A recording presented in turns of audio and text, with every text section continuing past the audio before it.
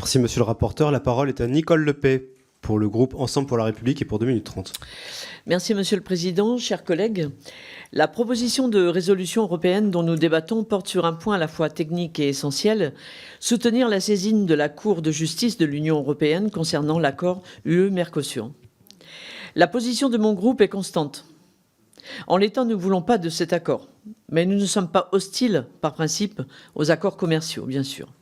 L'accord UE-Mercosur a une dimension stratégique réelle, et toutefois, il doit être profondément rééquilibré pour être compatible avec nos exigences économiques, climatiques et sanitaires. Notre boussole reste simple. Nous voulons des accords équilibrés, réciproques et conditionnés à 3 garanties. En 1, des clauses environnementales et sanitaires réellement équivalentes. Ce que nous demandons à nos agriculteurs en matière que ce soit de pesticides, de traçabilité, de sécurité alimentaire ou de bien-être animal, ne doit pas être contourné par des importations non conformes. Donc sans les clauses miroirs, même si on peut les appeler autrement applicables, la concurrence, elle est faussée.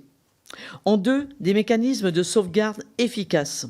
Les filières sensibles, telles que les bovins, les volailles, le sucre, ne peuvent être exposées à des chocs d'importation sans filet de sécurité.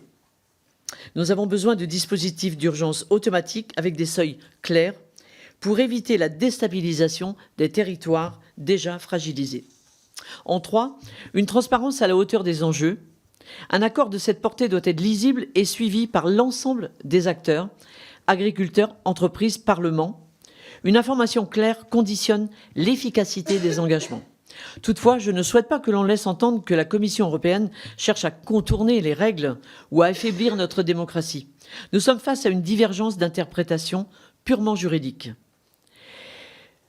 Le rapporteur a une lecture stricte du droit de l'Union, tandis que la Commission a une interprétation plus souple, partagée par ailleurs par une bonne partie de la doctrine.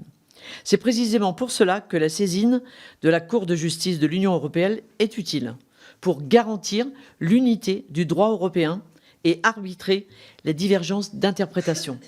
Soutenir cette saisine, ce n'est pas renoncer à tout accord, c'est mettre le texte à l'épreuve du droit, sécuriser notre capacité à relever nos standards et, si nécessaire, rouvrir la négociation sur des bases plus équilibrées et plus cohérentes avec nos objectifs climatiques. Alors, au nom du groupe, je donnerai donc un avis favorable à cette résolution pour une concurrence saine, loyale et équitable. Je vous remercie. Merci beaucoup, madame.